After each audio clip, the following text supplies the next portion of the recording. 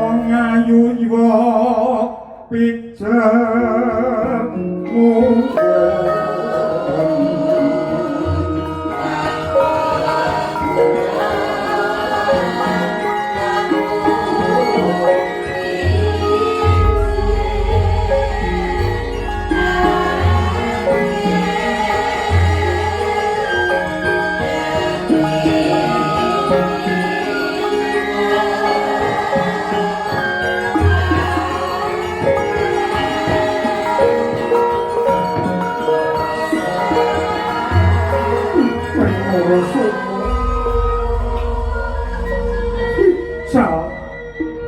porsi bagas mati tanpa tiwas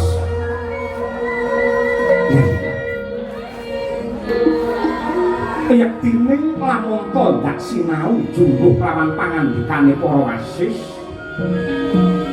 piyayi kuwi lamun to seda ilang saragane kuwi sinebut muksa lan mati utawa seda muksa kuwi yektine kang dadi gegayuhane para brahmana lan ratu sing tegese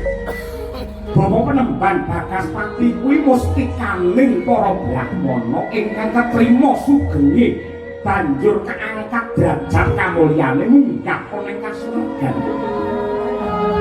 kula damar mancung cepet tenang nggenmu nuwun lan nangis. Ayo, aku netepi marang kekudanane wong tuwa ayo tak gendong, tak kanthi bali marang negaraku Pandharaka.